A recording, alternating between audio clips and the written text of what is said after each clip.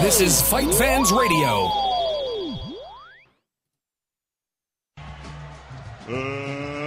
Let's get ready to rumble! Oh my God! Unbelievable! Down goes Frazier! Down goes Frazier! It's time! You're listening to New Mexico's only mixed martial arts and boxing podcast, The Low Blow, on AtomCombatSports.com and FightFans Radio. It is episode 115 of The Low Blow Radio on FightFans Radio, USCombatSports.com, and SouthwestFight.com. I am Justin Goodrum, joined by Jorge Hernandez. What's up, man? How's it going? What's going on, man? We are Willis today. Willis today. I mean, that makes sense. Not Will. Not what you're talking about, Willis. Without Will, I should say. Well, you explained yourselves. Yeah, we're without Will today, but nevertheless, we have a lot to discuss. We have two guests today, and we're also going to break down what's going on with mixed martial arts. As always, you can get in touch with the show through Facebook, through Twitter. Also, we are on Stitcher Radio and on iTunes. You can also get in touch with FightFans Radio. It's all one handle, FightFans Radio, through Facebook, Twitter, YouTube, and Ustream. And tonight on the FightFans Radio website, they actually have a chat room. This has been the first week they've been rolling out. So if you have any questions for us, you have any questions for our guests, please just put them in the chat room, and we will relay them to our guests. So, Jorge, who do we have first up tonight? Yeah, fresh off a victory over the weekend in Mexico City, fresh off a victory again over Mariana Juarez. Joining us is the pride of Northern California, Ava Knight, WBC female flyweight titleist. How you doing, Ava? Good. How you doing? Doing pretty well. You went down to Mexico for what seems like, what is that? The fifth consecutive time that you went down there to actually fight for a title. Fourth consecutive. Yeah. So let us know how that was, that title fight, again, the WBC female flyweight championship against Mariana Juarez. Is it pretty hostile when you go down there? Do you get a lot of negativity just because you're an American visiting Mexico? Yeah, I mean, usually if I'm fighting a Mexican fighter, there's a little hostility. Like walking into the ring, I'm always getting booed. But the thing about Mexico is they really do respect quality fighters. So, after the fight, I didn't get booed, not because of who I was, but, they respected this decision and they knew it won. So, I mean, they've got respect for great fighters. And how is that actually going down to Mexico, fight after fight? I mean, we mentioned, it's the fourth consecutive time you've actually been down there. Have you grown to love the country? Have they learned to love you?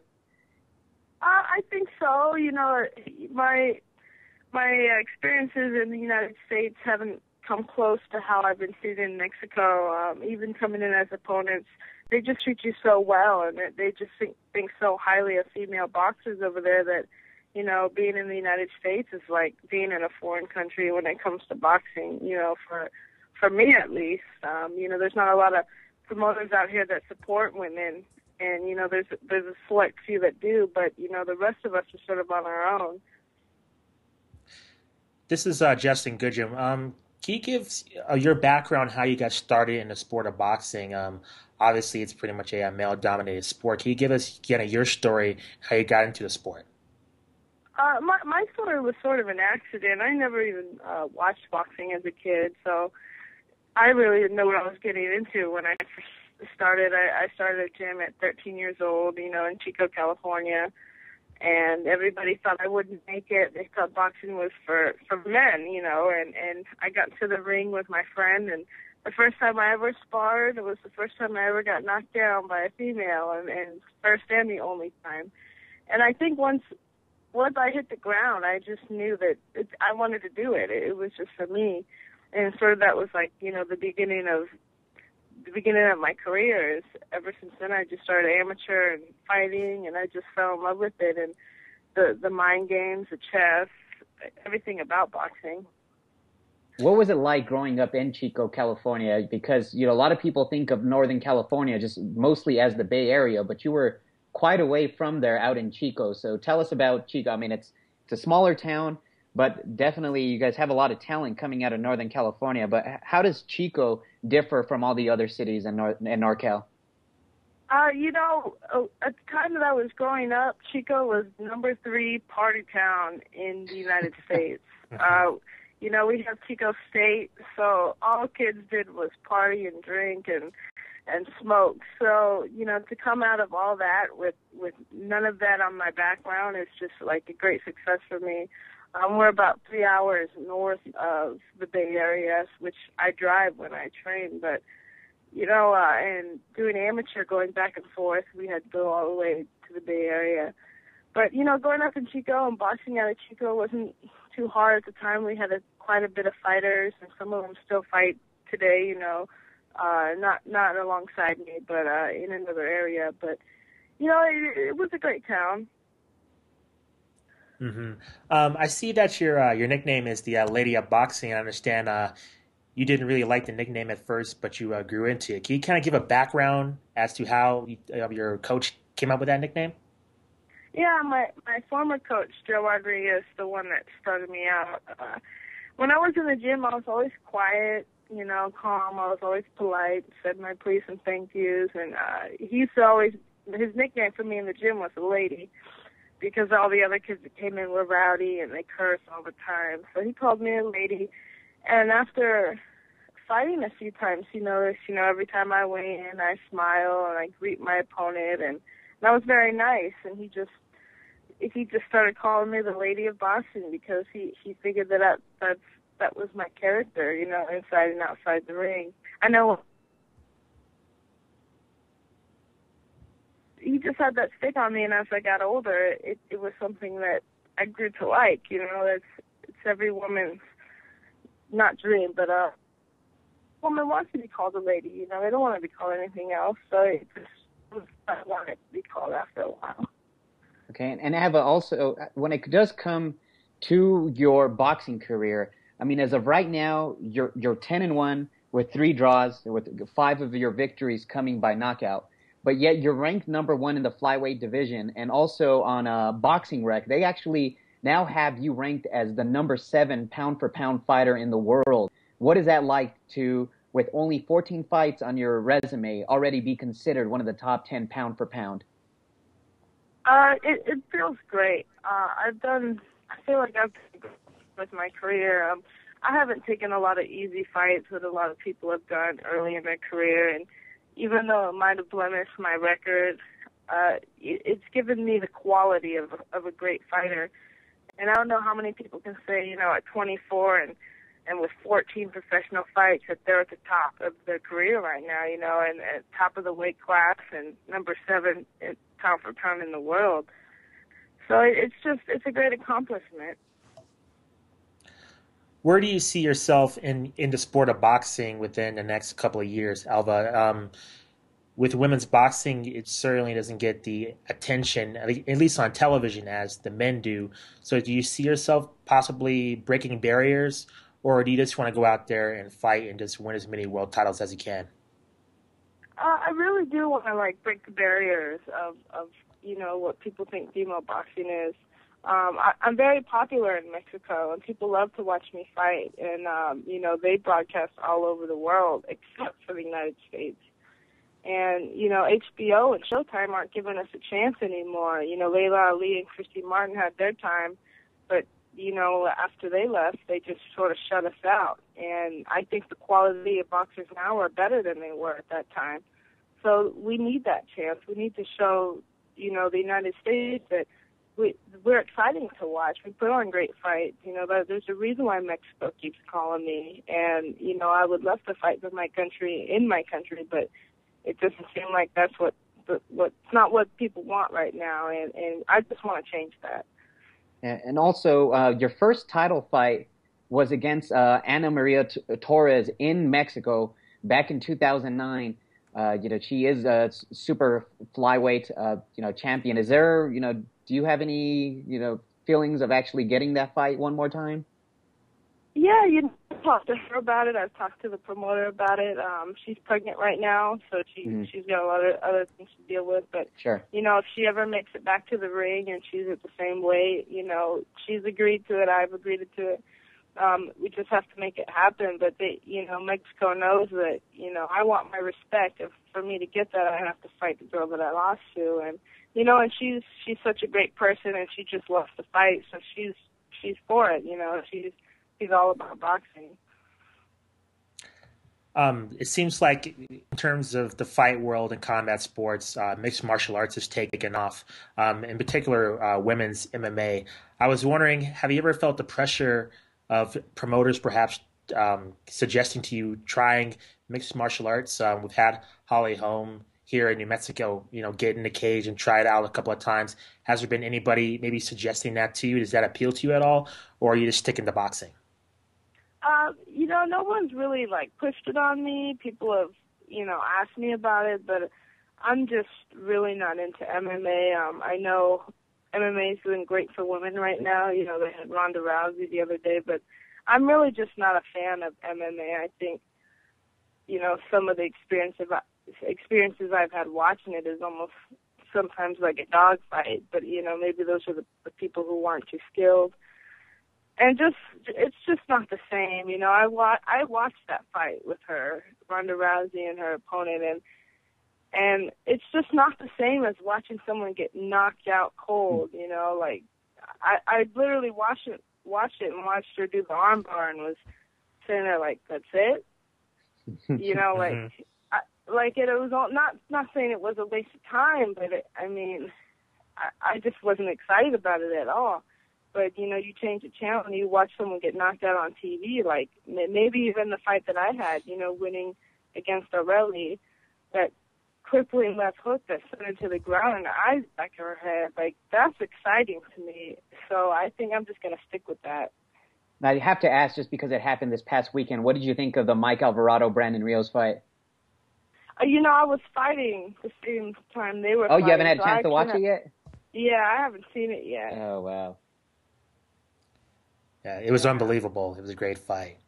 So yeah, also, I want to run this by you. Who do you train with out in One Chico and also in Oakland? Are there any male counterparts that you actually also spar against, or that you actually train with as well, that the mainstream public might recognize?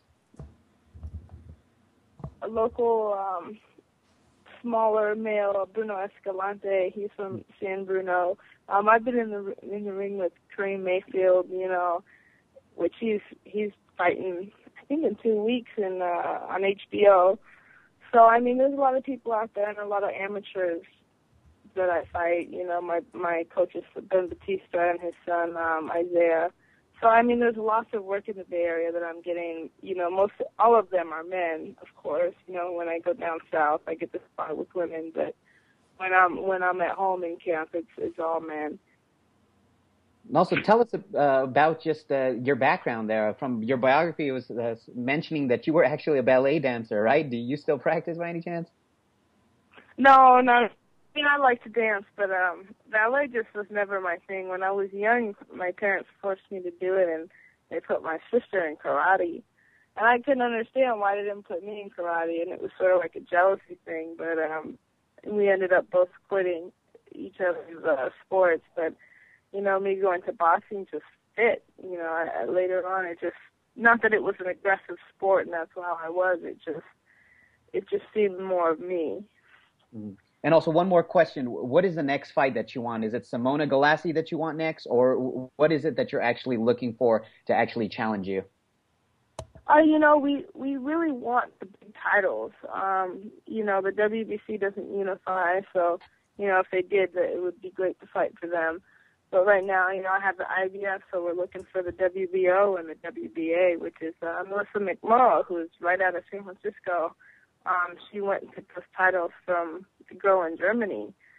So, that could be a possible matchup pretty soon here. And, any of the other girls that want to get in the ring, I've never been one to say no, so. Well, Alva, thank you very much for joining us. How can the people get in touch with you? Do you have a Twitter account, Facebook? Yeah, I'm on Twitter at Ava_Knight, Facebook.com/official Ava Knight. And I'm always on, and I respond to as many people as I can, if time permits.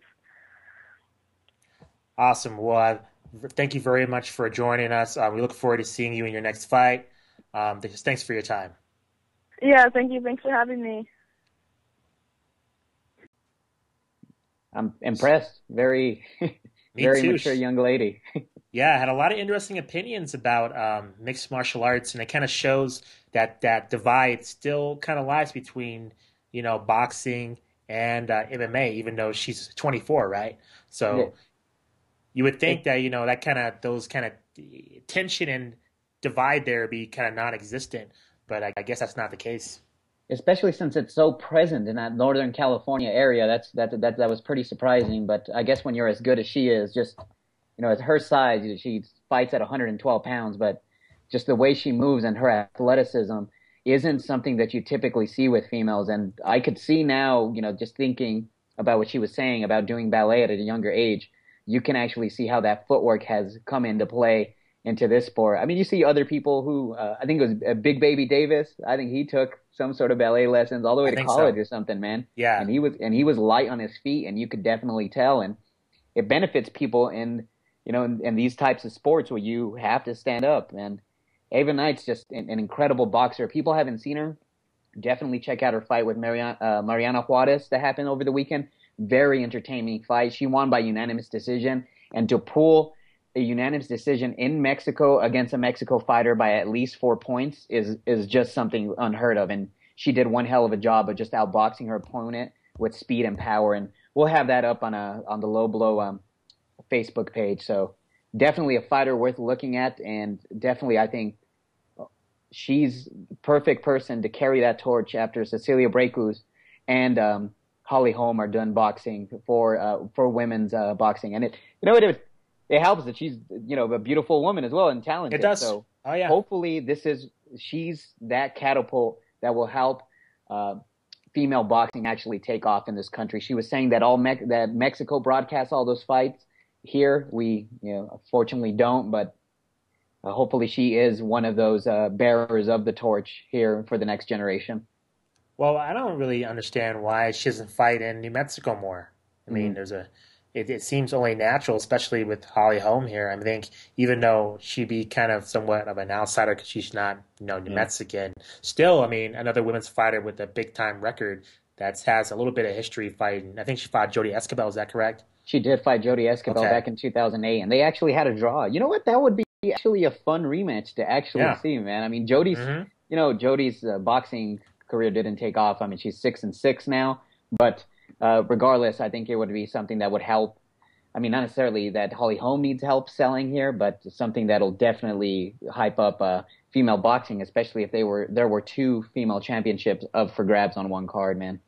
No doubt. Well, our other guest is Austin Trout. We're waiting to get him on the line. But while we have the time, Jorge, normally we do the standing 8 count, but I just got some breaking news here, which has happened within the last couple of hours. And it has to do with the Eric Morales-Danny Garcia fight. This has been breaking all over Twitter. And here's the latest news story from SportsIllustrated.com.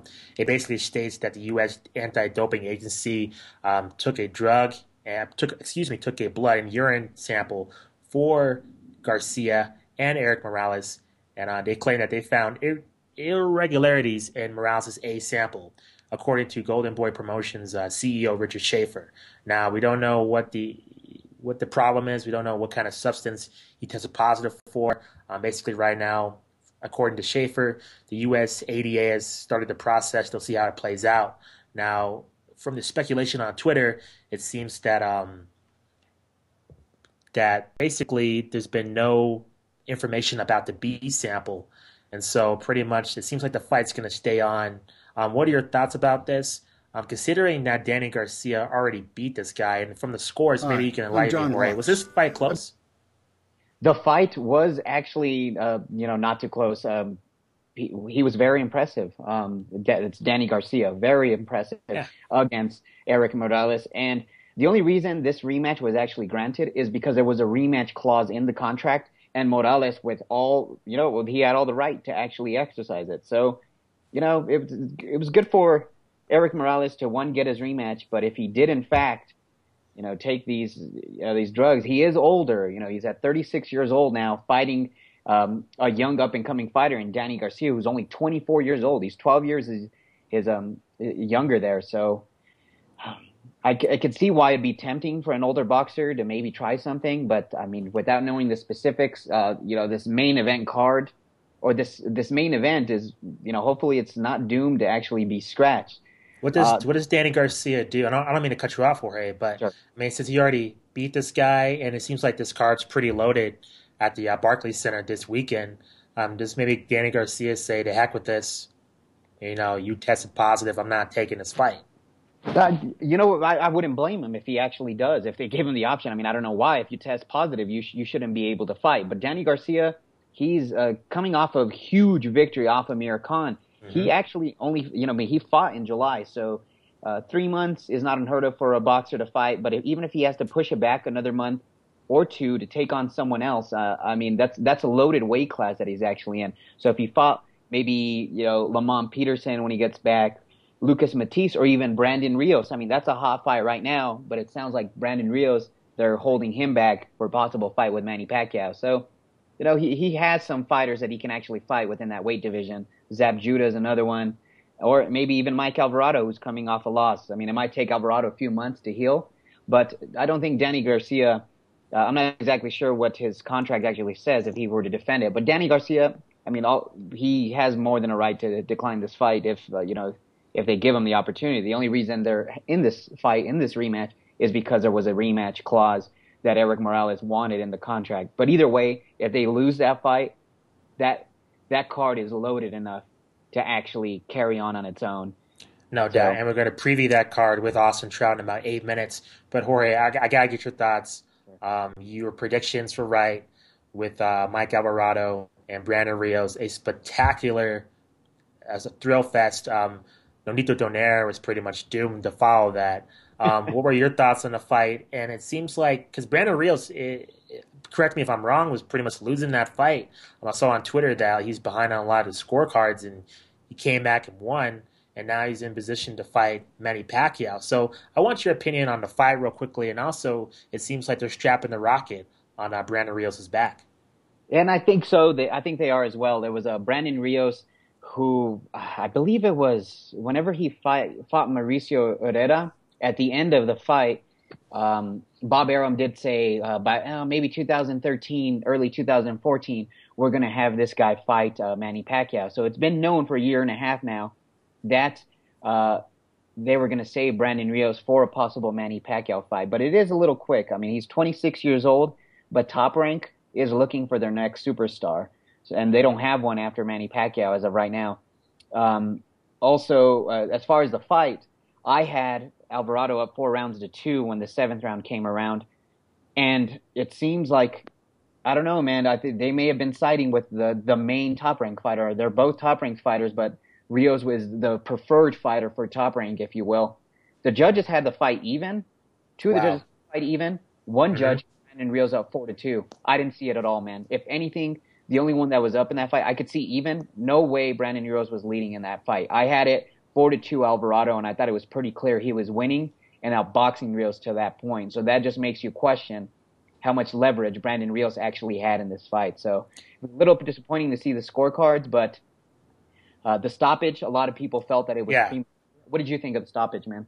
I liked the stoppage. It was weird because I was watching this in UFC 153. So once Brandon Rios got the win, I was like, oh, he won, great fight. I turned to UFC, and then I turned back to boxing, and I see the ref in the ring. I'm like, what's going on?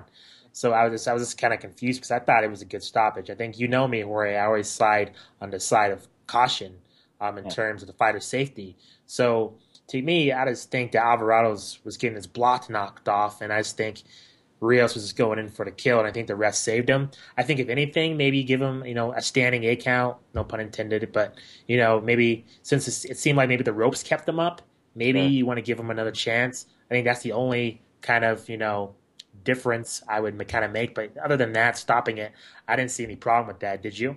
I just think at the pace that those two guys were going, you gave Alvarado the benefit of the doubt to take a few more punches or to go down to the canvas. But both guys, yeah, I mean, to put it bluntly, both guys have pretty big balls. Yeah. And the way they're not scared to actually take punches.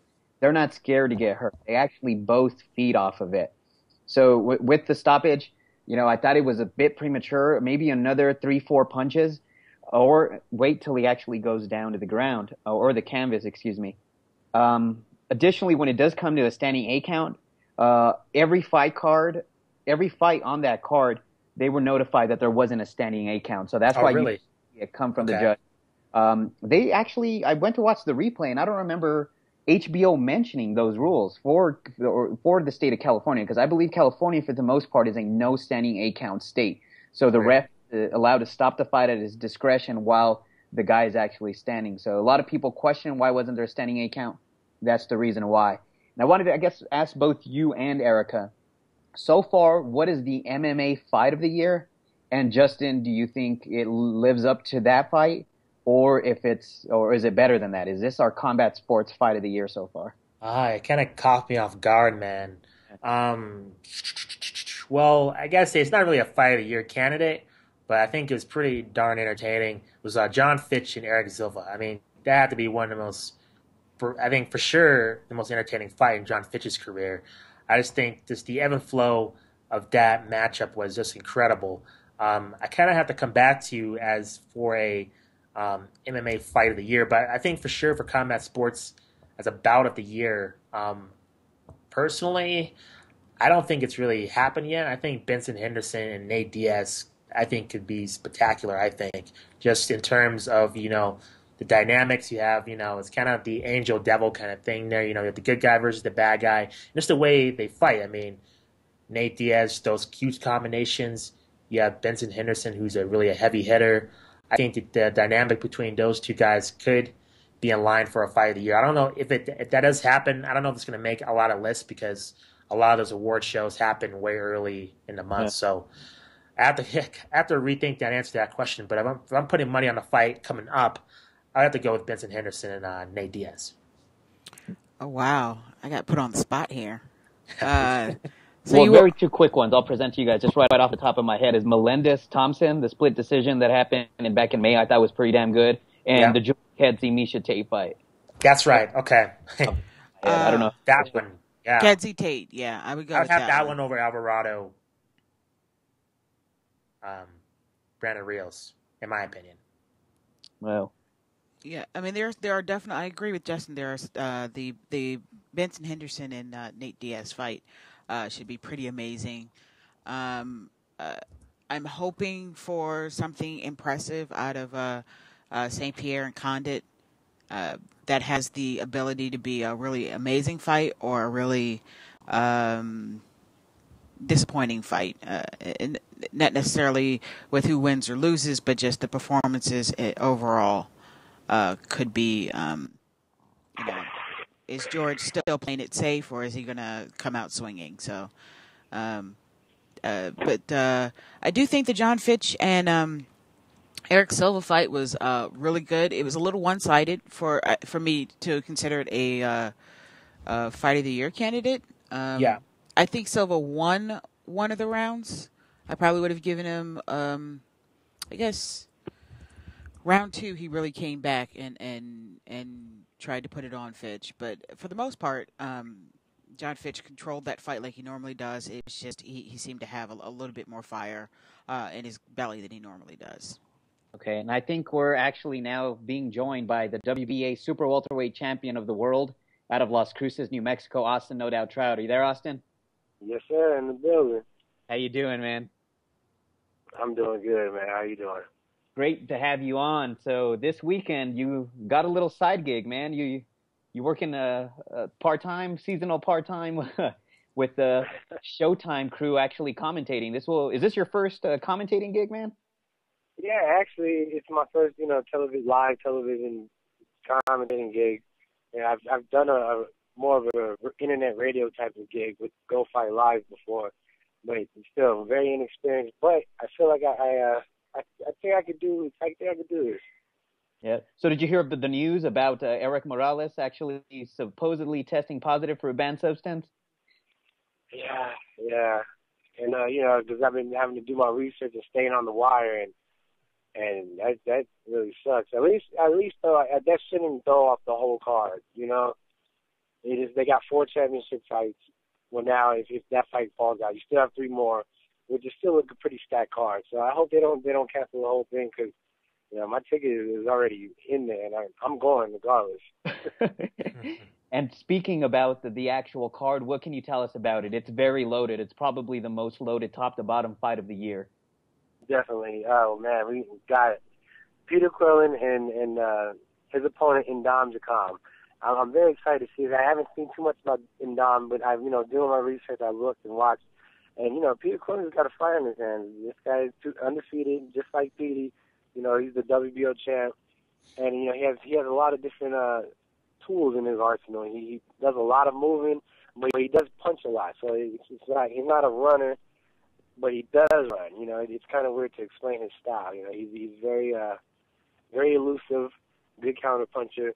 I feel like Peter Quillen is gonna have to bring that animal out of him to get him a good fight there. Austin, this is Justin Goodrum. I want to kind of get you to talk about how did you get this commentating gig? It seems like Showtime has kind of changed their commentary teams. Now Mauro Ranallo is doing the play-by-play. How did the opportunity come about? When I was in New York, me and my manager Bob Spagnuolo, we sat with Steve Espinoza, and we pretty much kind of cornered and was like, hey, I see you testing out other fighters for commentating. You should give us a shot. I think I'd be really good for it. I'm good at winging anything. I used to BS a lot of papers back in college, so winging it is not something foreign to me. And not to mention, I do speak fairly rough for being somebody who gets punched in the head a lot. And but between that and my advisor Alan Heyman's influence, we asked him to go ahead and lay a word on it, and I think those two came together. And also, we've gone this deep without even mentioning your fight December 1st. So pretty much this is a good, way of... Great time. Yeah, good timing to be able to promote my fight coming up, and not to also let people see a little bit more of Austin Trout, which they haven't gotten to do and such. So far, what is the type of reception you've had from fans who don't know who you are? Do you still get a lot of who? Or when a lot of people start doing the research, and slowly but surely, I'm getting a lot of people saying, Cotto might be in for right now they're saying Cotto might be in for a good fight. Soon enough, I'm going to get them saying, Cotto might lose this fight. And if they don't say it, when he does lose, they're like, damn, I did not know Cotto would have lost like that. Also on the card, you mentioned your buddy there, Peter Quillen. So have you been in touch with the guy at all, or are you pretty sure you're going to get to the fight? When he goes into camp, he really secludes himself, and I respect that. So, I send him a text here and there, throughout the time training, and send him a tweet, and it's been all love. But he gets real reclusive when it's close to a fight. And very quickly, just give us an analysis or a breakdown of the fights that are going on. I'll go ahead and read them off. Obviously, we don't want you to make your prediction because you're supposed to be neutral now that you're actually part of the media, Austin Trout. So, Devin Alexander versus Randall Bailey. What do you think? Well, it's the classic boxer versus puncher. If Devin is on his boxing game, I think he'll win a fairly lopsided decision. We saw like last fight with Randall Bailey coming back late in the late round, so just to say that it's going to be a lopsided decision is not fair, because we know that he has the puncher's chance, and he does bring that whenever he feels like. So, we have a good matchup with the boxer versus puncher. I think Randall really wants to keep his belt, so he's not going to let Devin outbox him as easily as Devin might think. And also another fight, I'm very interested in this one. I think more so than any of the other ones is the Paul Malignaggi, Pablo Cesar Cano fight, because Pablo Cano, he's no joke. 25-1 with 19 knockouts, and his only loss is to Eric Morales. The fight, unfortunately, he retired is the official ending to that actual fight. So this guy fought for a world title, and right now he's the WBA champ. So or the interim champ of the WBA title. So how do you see that one lining up? Because I really like that matchup. That is definitely a very interesting matchup. We have Malignaggi, who's an excellent boxer. You know, we have Kano, who's a very good slugger. Again, another boxer-puncher combination. The only thing that I think may affect, and a lot of people try to give Malignaggi, you know, a lot of credit, or no, discredit Malignaggi for his lack of power. You know, as we saw when he won his WBA title, that he did show a lot of power in that fight with the stoppage in the ninth round. You know, Kano, though, although being a very good big puncher, he's coming up in the weight. He's coming up the weight class to fight Paulie at 147, which I don't feel like is his natural weight class. So will that be a factor in the fight? Folks, we're going to have to wait and see. See, I've been practicing. Austin, I wanted to ask you about the Erik Morales situation, and I was just wondering from your perspective, if an opponent were to test positive in a way Erik Morales has, would you take the fight if you're in Danny Garcia's position? Would you want to see that B sample? What would be your process if you were in Danny Garcia's shoes? Well, I would want to see the B sample. You know, Danny Garcia, one, does not have to take the fight. You know, he beat Morales very decisively. It wasn't like it was a robbery the first time. And he's coming off a great win with Amir Khan. The only thing is, you know, does he feel like does he want to stay busy? That's his thing. Like, if he wants to get right back in and jump in, you know, I would take the fight because, one, it shouldn't be for a title anymore because of the positive test. And two, you know, we don't know how his pockets are feeling. I'm sure he's not broke for anything, you know, but I probably would still take the fight. I would say, you know, you don't get a title. Let's still fight because that's what I do. And I'm going to beat you even if you cheated.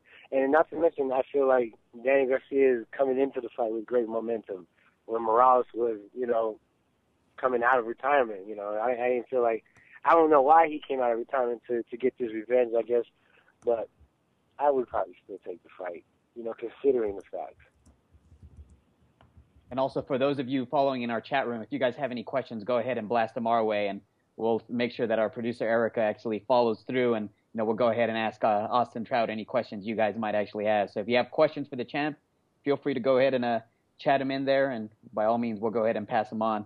So, Austin, how's training camp going? One of your stablemates, A.B. Hahn, is actually fighting this next weekend in El Paso. Are you going to be able to make it in that fight and to that fight? And how is your training coming along so far? Well, my training is going great. You know, my weight's good. I feel strong. You know, I did 10 rounds the other day, and you know, I still felt nice and strong. I'm feeling good. December's not coming fast enough. We got, you know, 2 sparring partners coming in. One's Daniel Livingston from California. The other one's Leonard Tyner. And then to add to having A.B. Hahn as a sparring partner, we have some great work. And, you know, I think that this is just the perfect type of formula that we have for this fight. A.B. Hahn having a fight himself coming up, you know, he's falling back in training. And we are, you know, respecting that. And I will be there to support my man, go ahead and get him another win in his hometown. Austin, I kind of also want to ask you about local fighting in your neck of the woods. I understood you were involved in promoting your own set of fights. Can you just tell us the kind of the fight scene in Las Cruces and in El Paso area compared to Albuquerque? Is it as vibrant as it is in the Duke City? What are kind of the differences and the similarities? Well, one, you know, Albuquerque is a bona fide fight town. You know, I'm trying to get Cruces to become the fight town that it once was. You know, El Paso was once a great fight town as well. I feel like Albuquerque does take the trophy as being a fight town though, compared to those two. And you know, you got the diehard fans, and not to mention you got the diehard fans that support their up and coming local fighters. You know, which is something that we need to get going out here. I feel like maybe it's because people don't promote their fighters enough around here, which is why people don't get behind anybody. So that's the kind of, you know, take I'm trying to look at. I'm trying to get where we could take some fighters from here, from our own city, promote the heck out of them to where we get a following. That way, when they feel like it's time to turn pro, or if they're already pro and the big wigs are looking at them, they'll bring something to the table instead of, you know, having to beg and take whatever scraps that people give them. And also, speaking of promoting, man, Speaking of promoting, just last week, Showtime's All Access Cotto versus Trout was actually in your hometown. How did that go? And tell us what went about and what parts of the city you actually took them around, and some of the local characters out of Las Cruces that you introduced them to, man.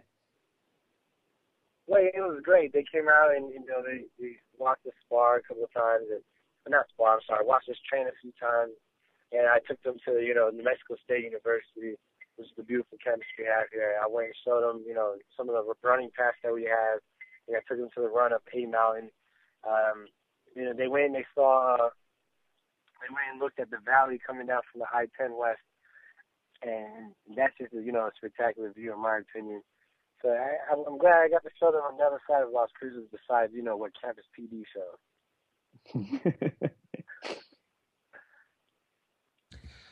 Well, Austin, this year, pretty much this Saturday card on Showtime is pretty loaded. Is there any other fights as 2012 comes to a close that you're looking forward to seeing?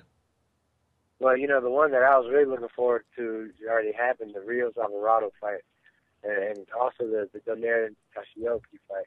So, now I'm looking forward to watching the Montreal Alvarado fight. I think that's going to be a great fight. And, the one Saturday coming up, and of course, I'm very looking forward to my December 1st fight.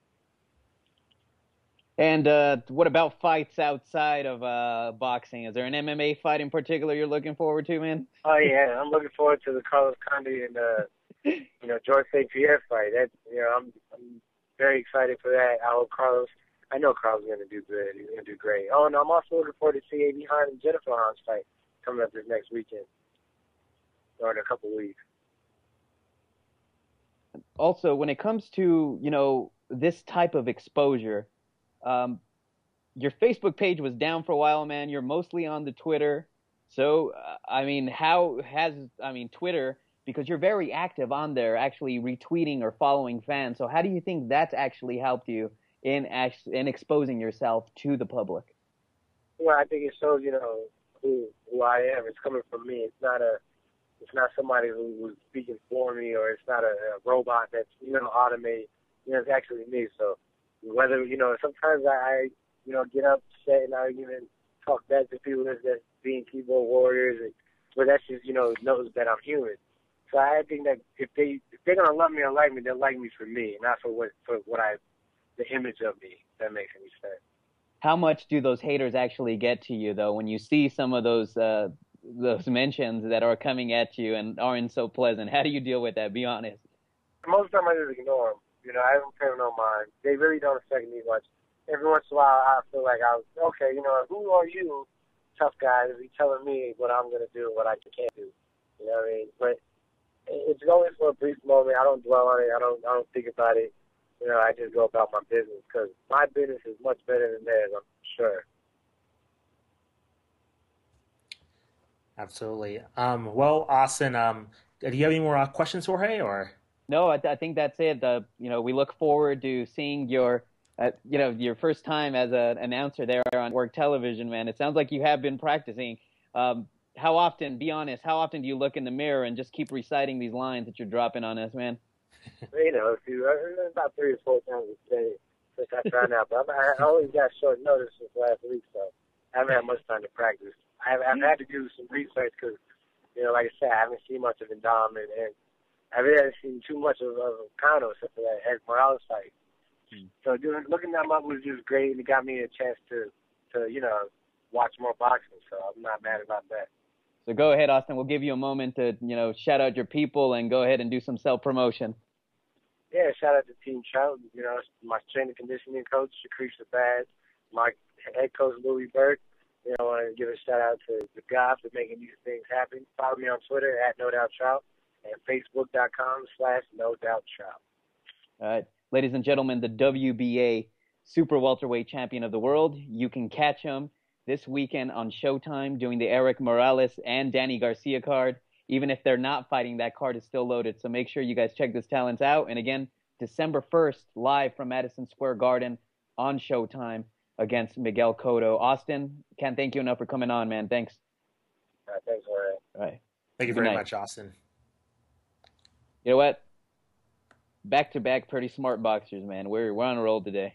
Yeah, we are. We're very fortunate. And I think, you know what, the state of New York's fortunate too because they get this huge card at the new Barclays Center, and then they get the big-time Madison Square Garden card in December featuring Trout and Miguel Cotto.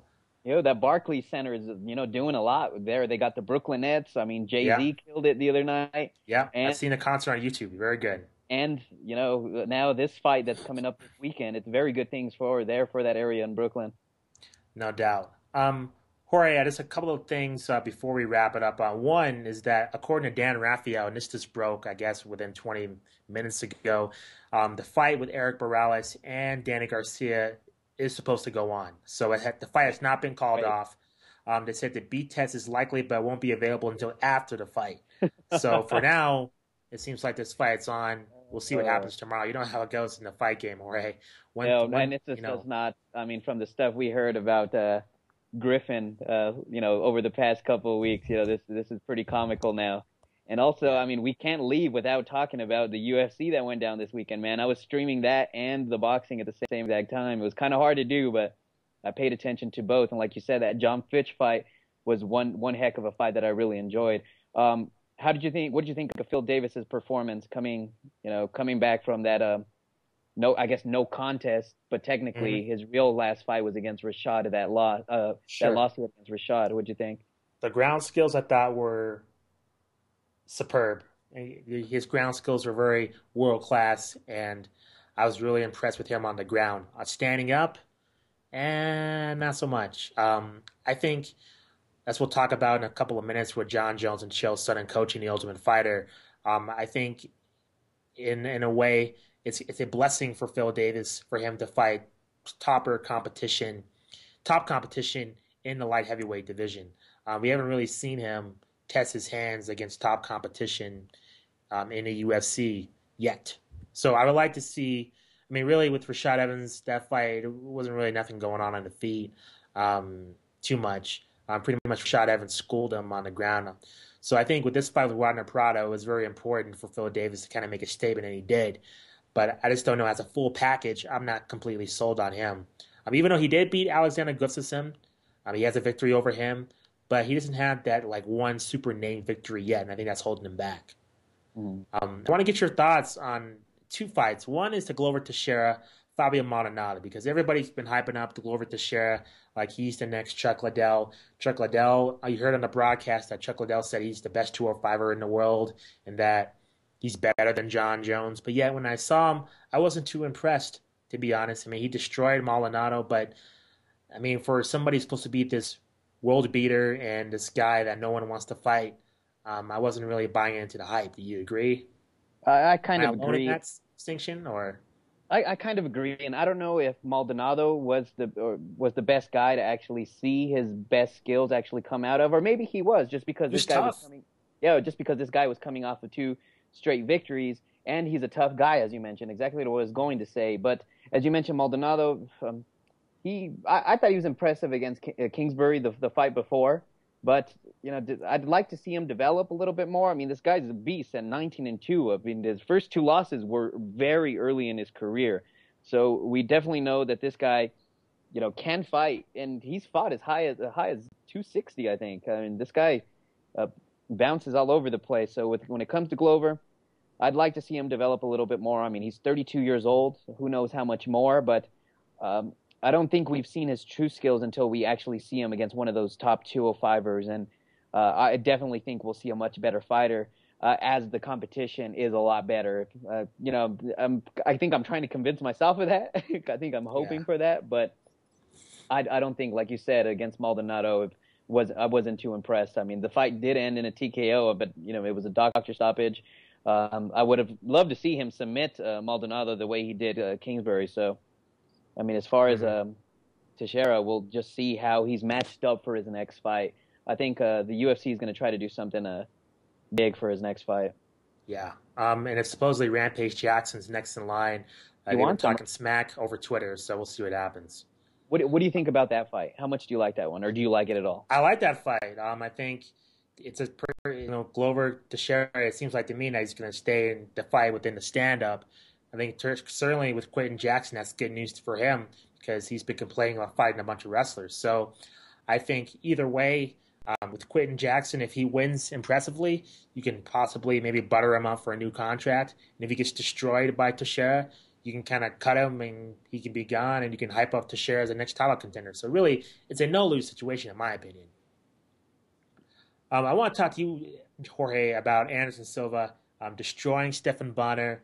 Pretty much, some people say he made a fool out of him, but I was kind of proud of Stephan Bonner for at least laying it out there and not, I don't want to call anybody a chicken who's in the octagon. I think that's kind of poor choice of words. But certainly, fighters who fought Anderson have, had gotten through that sense of that fear like Tyson used to give into his opponents in the 90s. They are conservative. They want to counter-strike with Anderson. It just ended up looking like a fool in there after 5 rounds of a boring fight. So at least Stephan Bonner at least tried to make it interesting. He was unsuccessful.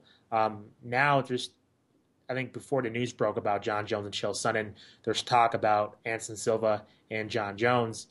Both men declined the fight. But now it seems like Anderson Silva is open for the bout at a catchweight. So what do you think about that? Do you think John Jones would actually drop a little more than he actually has? It might be a little difficult for him and, in him coming down a little bit. Because... Well, I don't see why the fight has to be for the title. Why can't it? Honestly, I don't think the belt really matters in that type of super fight, does it? I mean, is the belt that relevant if those two ever got together? Would you care if the light heavyweight title was on the line if they got together? No, probably not. I mean, you're absolutely right about that. But either way, no matter where they meet, it's going to benefit one of the guys. If they fight at 205, John Jones is probably going to be a decent favorite. If they drop maybe to, how low do you think they would drop? Is 195 out of the question, man? That's pretty low, man, for someone like John Jones. Or 200. Yeah. Even if, that doesn't necessarily make Silva the favorite, I don't think, but it makes the playing field a lot more even. And for this to be an even playing field for both guys, I know how impressive Silva was against Bonner, but it was Bonner in comparison to John Jones. Mm-hmm. If they drop him to 198, then the playing field is very even for a Silva-Jones fight. But either way, I think we're damned if we do, damned if we don't with either mega fight. If Silva and GSP meet at a catchweight, GSP's already huge at the weight he's at now. If he were to go up to 180, I think he'd lose a lot of speed, and it'd be advantage Silva. Either way, though, I think we're damned. But the better fight is Silva John Jones at a catchweight. Agreed. Mm-hmm.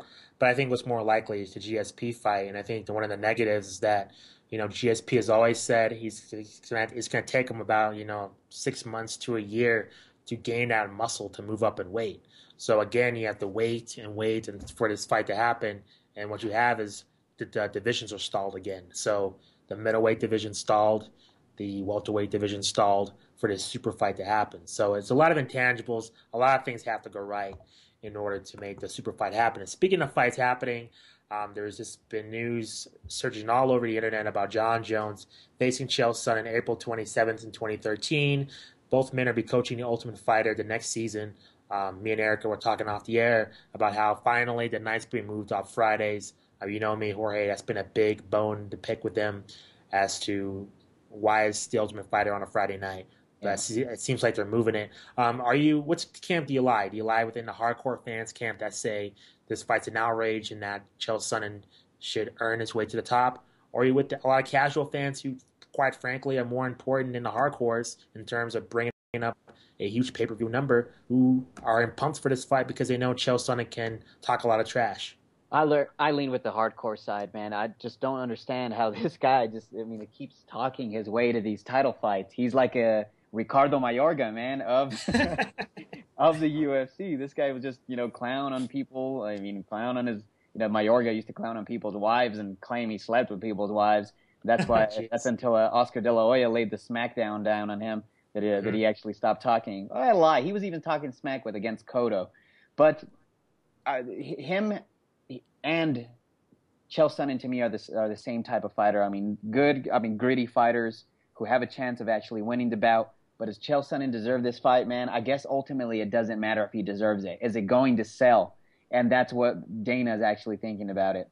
And you know what he said? I mean, he likes the fight just because, obviously because it's going to sell. So I don't like it. I don't think John Jones actually, Chael Sonnen actually deserves this fight. But I mean, who right now in that 205 class absolutely deserves this fight against John Jones? Well, here's the problem, Jorge, and I'll kind of answer your question in kind of a long way. Basically, my beef with this fight is the time difference. Because if this fight happened, I think we don't know. I mean, the thing with John Jones's injury is that he doesn't need surgery, but he did suffer ligament damage. So, I mean, we don't really know how long he's going to be out for. But let's say he's out till, let's say, mid-February, early March, okay? Now, if that fight happens with John Jones, Chael Sonnen, you're able to create at least a number one contender for the light heavyweight title. And to me, if, let's say, this Ultimate Fighter thing didn't exist and they're just fighting, Chael Sonnen gets the next title shot, I wouldn't be too outraged about this fight, to be completely honest with you. But now, instead, we have to wait April 27th. That means the division is stalled. That means Alexander Gustafsson most likely will have to take 2 more fights. That means Dan Henderson, who's going to fight Little Machida. Honestly, both men, whoever wins that fight, is going to have to take another fight. You stalled the division. There's no traction, and it's all a big mess. And no guy's really the number one contender because all these fights are not happening. I mean, there's not enough contenders being flushed out for John Jones to face because there's just a big stockpile. I mean, that's the big problem with these Ultimate Fighters involving champions is that the division is stalled because the champion can't fight because he's filming a TV show. So I think I understand your bone of contention, Jorge, in terms of Chael Sonnen earning a title shot. That'd be my ideal situation of him getting a road to the title, is him getting a couple of wins at light heavyweight. At the same time, this is the fight business. This is prize fighting. I mean, this is not team sport. I mean, it's not the NFL, NBA, or any other sport that involves a ball or a stick. I mean, there is no playoffs. I mean, people pay money to see the fighters they want to see. And especially now with the UFC really plateauing and really we're kind of out of that period of the kind of the golden age of mixed martial arts. Now we're transitioning into, casual fans paying to see who they want to see. I mean, look at John Fitch. He said he had to put on a fight of the night performance. There's just no way he had to pull up all the stops in order to be exciting. I mean, if you're considered boring or irrelevant, that's the kiss of death. I mean, look at Roy Nelson. That guy's a terrible record, but look at him. I mean, Dana White hates his guts, but he's coaching the Ultimate Fighter. It's because he's a compelling character, and whether you like it or not, people respond to that. So I understand your hatred of this fight, Jorge, but at the same time, from a business decision, I think it's out of desperation too because the ratings have been so terrible. Yeah. So, when's this Machida Henderson fight supposed to go down? I mean, it's not set as good as mine, right? I haven't heard a date. Not something that's set in stone. What you think Dana White would make Dan Henderson pick up another fight, even though he was previously the number one contender? I think he wants to punish him because he didn't mention his injury quick enough. Yeah. And so I think in a way it's kind of punishment. I think too also Dan Henderson, he wasn't so nice on Twitter to Dana White, and I'm sure you know Dana White is, he's very emotional. I'm sure he's going to keep that in the back of his mind in terms of giving him a title shot. And really Dana White and Dana Henderson have not had the best relationship over the years. So it wouldn't surprise me if he fights at least 2 more times to earn that title shot. Okay, so Lyoto and Dan Henderson actually, let's say they fight. You think they don't automatically get the title shot, either winner? I don't think so. Who else would you think would be in line for that? Because I think because both of those guys, if you ask me, they're both top 4 in that weight class. I feel that they would actually, deserve that title shot. Even though, Machida was going to be given the fight at late notice. Correct. Jones, Dan Henderson was the guy before, so that's why to me it makes sense that the winner of that would be the next fighter. But who do you think would come out of nowhere to actually get that? Well, I think originally it's supposed to be the Shogun and Gustafsson winner. Obviously, that's not going to happen. So I think it's obvious the winner of that fight with the winner of Machida, Dan Henderson, that seems to make sense to me.